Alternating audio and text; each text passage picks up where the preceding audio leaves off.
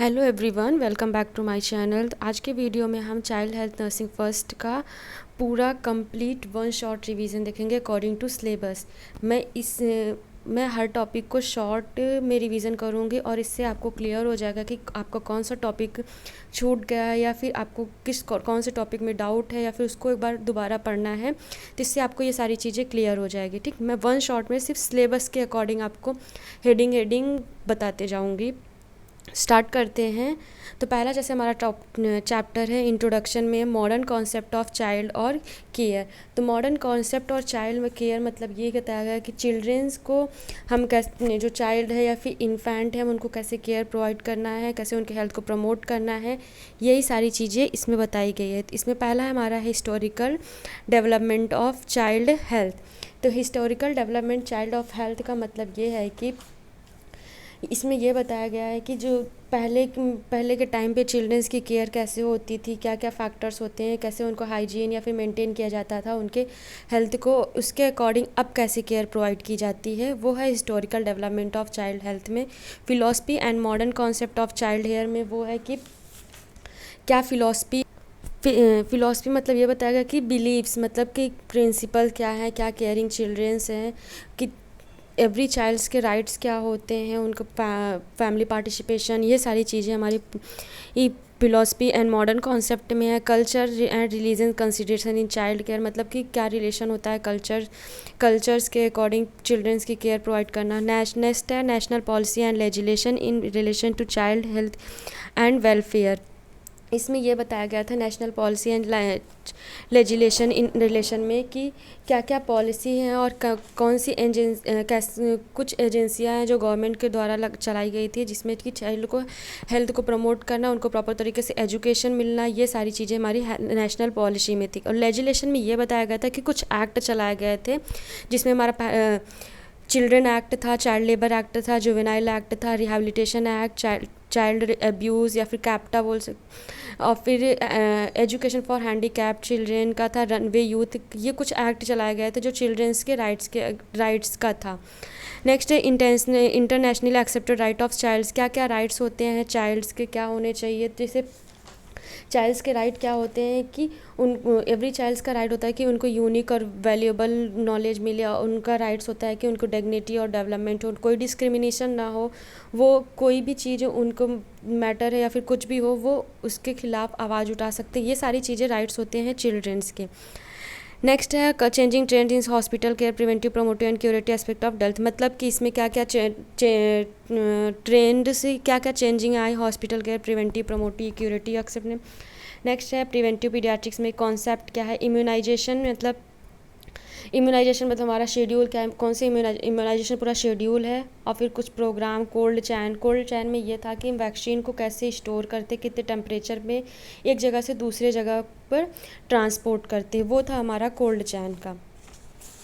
Next हमारा इसमें था कि care of under 5 and under clinics इसमें क्या था, केयर ऑफ अंडर 5 क्लिनिक्स मतलब कि जो अंडर 5 ईयर के बच्चे हैं उनको कैसे हमको उनके हेल्थ को कैसे प्रमोट करना है, उनको डेवलपमेंट प्रॉपर तरीके से ग्रोथ और डेवलपमेंट होना चाहिए, उनके हेल्थ एजुकेशन पे, ये सारी चीज़ें अंडर 5 ईयर चिल्ड्रेंस के था। नेक्स्ट अच्छा चाइल्ड मॉर्बिडिटी और मॉर्टेलिटी रेट है, कि मतलब कि डेथ रेट और डिजीज़ रेट क्या है। Difference between an adult child affect response to illness, इसमें क्या क्या डिफरेंस बिटवीन होता है, physiological, psychological, social, immunisation. Next है हॉस्पिटल इन्वायरमेंट सिक चाइल्ड। इसमें क्या है कि hospital environment for child is safe, clean, comfortable and child friendly setting that promotes recovery and reduce fear and anxiety, ऐसा hospital का environment होना चाहिए। Communication technique for childrens, कैसा कम्युनिकेशन होना चाहिए, communicating well with children improve your bond with them and encourage them to listen to you। Communication ऐसा करे कि जो चिल्ड्रंस के और आपके बीच में कम बॉन्डिंग है वो इम्प्रूव हो और वो सारी चीज़ें आपकी बातों को सुने। नेक्स्ट है ग्रीफ एंड ब्रेमेंट। ग्रीफ और ब्रेमेंट में क्या होता है कि इसमें अपने किसी लॉस ऑफ समवन की वजह से जो ग्रीफ और ब्रेमेंट होता है वो होता है। Principle and pre operative, post operative और इन्फेंट्स और चिल्ड्रेन, मतलब क्या क्या प्रिंसिपल है, क्या क्या केयर प्रोवाइड करती है, प्रोसीजर होता है प्री ऑपरेटिव के टाइम पे, पोस्ट ऑपरेटिव और प्री ऑपरेटिव और पोस्ट ऑपरेटिव के टाइम पे। Administer of medication oral, IM and IV, क्या क्या कौन सी मेडिकेशन हम ओरल में देते हैं, आईएम में प्रोवाइड करते हैं और आईवी में होता है। कैलकुलेशन कैसे करते हैं फ्लूइड रिक्वायरमेंट्स को। एप्लीकेशन ऑफ रिस्ट्रेंट मतलब क्या होता है कि क्या क्या एप्लीकेशन होते हैं रिस्ट्रेंट के, जैसे ममीफाइंग रिस्ट्रेंट होता है, जैकेट रिस्ट्रेंट होता है, extremity restraint, abdominal restraint, bed cradle, ये सारी चीज़ें रिस्ट्रेंट होती है बेबी के लिए। Assessment of pain in children, assessment of pain in children मतलब कि इसमें हम क्या करते हैं, बेबी के पेन लेवल को असेस कर पाते हैं। इसमें 3 लेवल्स के थे। फिशेस पेन रेटिंग स्केल, इसमें क्या होता है कि पेन स्केल से हम इसमें बेबी के पेन का लेवल असेस कर सकते हैं। इसमें नो पेन, जैसे 0.0 है तो नो पेन, 2 है हर्ट्स, 4 है लिटिल मोर, 6 है इवन मोर, ये सारी चीज़ें होती हैं उसके लेवल को असेस करना। नेक्स्ट है कि फ्लैक्स में स्केल मतलब कि एफ क्या होता है, फेस, लेग, एक्टिविटी, क्राई और कंसोल एक्टिविटी एबिलिटी है, ये इसमें था। फैक्ट इसमें 2 से 7 ईयर्स के लिए अंडर का होता है। न्यूमेरिकल स्केल्स मतलब ये तीनों हमारा पेन का लेवल असेस करने के लिए है। तो दूसरा चैप्टर हमारा है हेल्दी एंड चाइल्ड। इसमें क्या है, definition and principle of growth and development. इसमें क्या बताया गया था कि ग्रोथ और डेवलपमेंट का प्रिंसिपल क्या है और उसके डिफिनीशन क्या है। तो ग्रोथ और डेवलपमेंट क्या होता है, ग्रोथ होता है क्वांटिटेटिव प्रोसेस होता है और जो हमारा डेवलपमेंट होता है वो क्वालिटेटिव प्रोसेस होता है। ग्रोथ को हम मेज़र कर सकते हैं लेकिन डेवलपमेंट को मेज़र हम नहीं कर सकते। ग्रोथ में जैसे हमारा हाइट, वेट, ये सारी चीज़ें आती है और डेवलपमेंट में हमारा कॉग्निटिव फंक्शन, इमोशन, ये सारी चीज़ें आती हैं। प्रिंसिपल्स क्या होते हैं, प्रिंसिपल होता है मतलब कॉन्टीन्यूअस होता है, प्रेडिक्टेबल, इंडिविजुअल डिफरेंस, फैलो कॉर्डल प्रिंसिपल, प्रॉक्सिमल मतलब कि हर बच्चे का अलग अलग प्रिंसिपल उनका ग्रोथ और डेवलपमेंट होता है। नेक्स्ट हमारा फैक्टर अफेक्टिंग क्या क्या है। फैक्टर अफेक्टिंग मतलब 3 टाइप्स में होते हैं, जैसे हमारा पहला है हेरिडिटी, दूसरा है इन्वायरमेंट, तीसरा है अदर्स। हेरिडिटी में आता है हमारा जेनेटिक फैक्टर, रेस, सेक्स, ये सारी चीज़ें आती हैं। और फिर जो हमारा इन्वायरमेंटल में आता है वो जैसे प्रीनेटल हो गया, पोस्ट नेटल हो गया, इन्फेक्शन, डिजीज़ या फिर nutrition disorder, maternal hormones, metabolic disorder, ये सारी चीज़ें होती हैं हमारी फैक्टर अफेक्टिंग का। नेक्स्ट है ग्रोथ और डेवलपमेंट का फ्रॉम बर्थ टू एडोलसेंस, मतलब कि क्या क्या ग्रोथ और डेवलपमेंट होता है बर्थ से लेके एडोलसेंस तक। तो जो हमारा ग्रोथ और डेवलपमेंट का प्रोसेस होता है, पहले हमारा होता है नियोनेट। जो नियोनेट होता है वो 0 से 28 डेट्स का होता है। इन्फेंट जो होते हैं 1 मंथ से 1 ईयर तक, टॉडलर होते हैं 1 से 3 ईयर्स, प्री स्कूलर 3 to 6 और Schuler 6 to 12, adolescent 12 to 18 years. ठीक है, इसके अकॉर्डिंग 3 थ्योरी दी गई थी ग्रोथ और डेवलपमेंट की। 4 थ्योरियाँ थी हमारी। इसमें पहला है सिगमंड फ्रॉइड की, दूसरी थ्योरी है हमारी जीन पाइगेट की, तीसरी हमारा एच एरिक्सन की है और फिर गोलबर्ग की। ठीक है, ये था हमारा थ्योरी। क्योंकि needs of neonatal children through the stage of development and prenatal parental guidance, क्या क्या पेरेंटल गाइडेंस की ज़रूरत होती है वो बताया गया था इसमें। जैसे कि नियोनेट से क्या, इन्फेंट्स में क्या उनको, टॉडलर में, प्री स्कूलर, स्कूल एज में, एडोलसेंस में क्या क्या पेरेंटल को गाइडेंस करनी चाहिए। नेक्स्ट हमारा है इसमें nutrition needs of children and infants. इसमें क्या क्या न्यूट्रिशन नीड्स होनी चाहिए चिल्ड्रंस के और इन्फेंट्स के। तो पहला हमारा ब्रेस्ट फीडिंग है। ब्रेस्ट फीडिंग में ये बताया गया है कि आफ्टर मतलब उनको 6 मंथ तक बेबी को ब्रेस्ट फीडिंग ही प्रोवाइड करना है, जिससे कि कंप्लीट न्यूट्रिशन मिलता है और वो इन्फेक्शन से प्रिवेंट कर सकते हैं। नेक्स्ट हमारा एक्सक्लूसिव ब्रेस्ट फीडिंग है। एक्सक्लूसिव ब्रेस्ट फीडिंग मतलब क्या होता है कि इस only breast feeding without water या फिर किसी और चीज़ों के उसमें मिलावट नहीं कर, जैसे हनी का या फिर वाटर का कोई भी चीज़ नहीं, सिर्फ breast feed, only breast milk होना चाहिए। सप्लीमेंट्री आर्टिफिशियल फीडिंग और वीनिंग, इसमें क्या होता है कि हम मिल्क के साथ कुछ सप्लीमेंट्स भी प्रोवाइड, फूड, ये सारी चीज़ें हम प्रोवाइड करने लगेंगे। ये था हमारा सेकंड चैप्टर। थर्ड है हमारा nursing care of neonates. Nursing care of neonates में हमारा है जैसे new nursing care of assessment करना, मतलब पूरे तरीके से बेबी को पूरा असेसमेंट करना, क्या है उनका एंथोपोमेट्री या फिर nutritional assessment, Apgar score, gestational age, ये सारी चीज़ें हमको असेस करना है। नेक्स्ट है हमारा नियोनेटल रिससिटेशन। नियोनेटल रिससिटेशन मतलब क्या होता है कि एक इमरजेंसी प्रोसीजर है। ये कब परफॉर्म किया जाता है, जब इमिडिएटली आफ्टर बर्थ, मतलब कि बेबी जब प्रॉपर तरीके से अनेबल होता है ब्रीथ करने में या फिर सर्कुलेशन करने में, तब हम नियोनेटल रिससिटेशन करते हैं। Next nursing management of low birth weight baby. इसमें क्या है, कंगारू मदर है।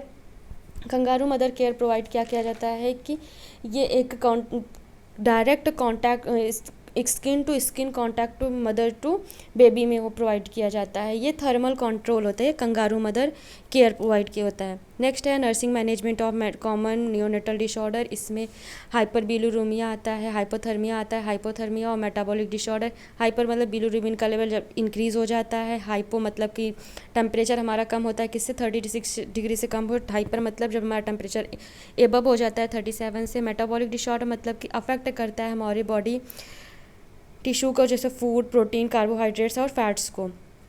नियोनेटल इन्फेक्शन क्या क्या हो सकते हैं, जैसे ब्लड इन्फेक्शन हो सकता है, specially refers to presence of bacterial blood stream infection, meningitis, निमोको, ये सारी चीज़।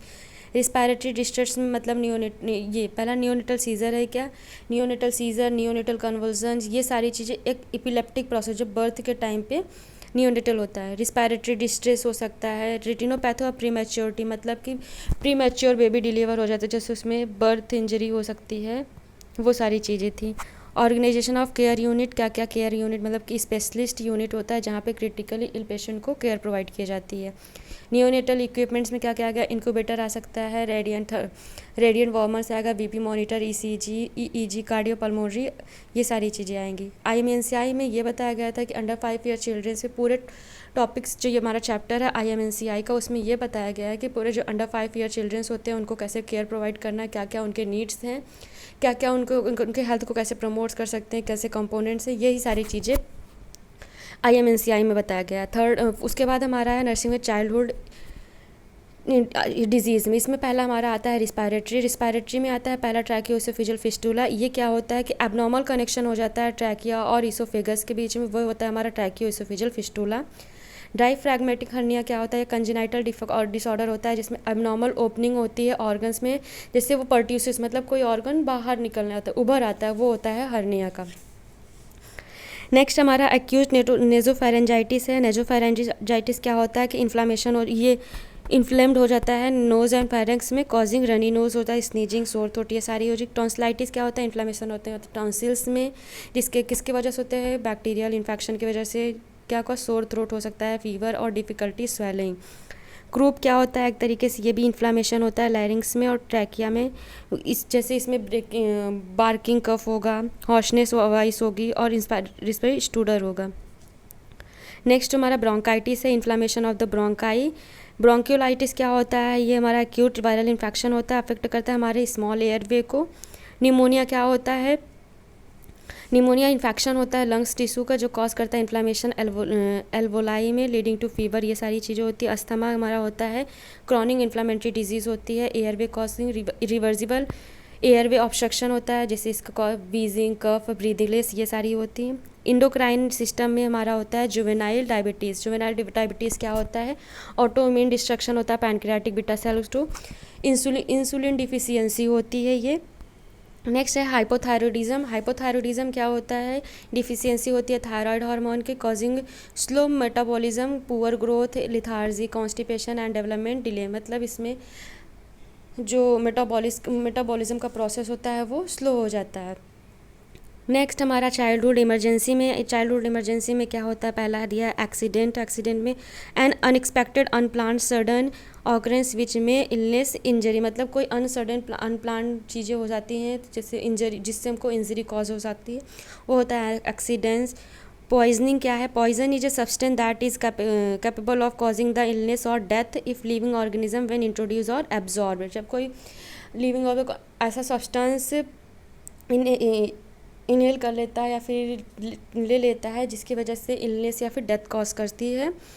फॉरेन बॉडीज़ क्या होता है, foreign body is the small part of which into the child body from the environment and injury the skin usually causing minor pain with little और bleeding, ये होता है हमारा फॉरेन बॉडीज़ का। हैमरेज क्या होता है, एक्सेसिव ब्लीडिंग जो होती है जिसके कारण ट्रॉमा या फिर एक्सीडेंट, कोई डिजीज़ के कारण जिसकी वजह से शॉक भी लीड कर सकता है। नेक्स्ट हमारा है बर्न में क्या होता है, injury to the skin and underlying tissue caused by heat, chemical, electricity of radiation, जो हमारे स्किन को इंजरी पहुंचाती है किसके थ्रू, केमिकल, इलेक्ट्रिसिटी, रेडिएशन, ये सारी। ड्राउनिंग क्या होता है, रिस्पायरेटरी में कॉज्ड बाय सब मिशन इन वाटर, जैसे कि ड्राउनिंग क्या होता है कि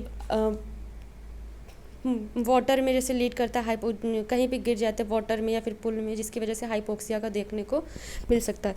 तो ये था हमारा वन शॉट में, सिर्फ हम एक बार वन आउट व्यू आउट किए हैं कि कौन सी हेडिंग क्या है किसके बारे में, उसके बाद आप इसको ऐसे वन शॉट में रिवीजन कर सकते हैं। ठीक है, तो वीडियो हेल्पफुल लगी हो तो चैनल को लाइक शेयर और सब्सक्राइब जरूर थे। Thank you.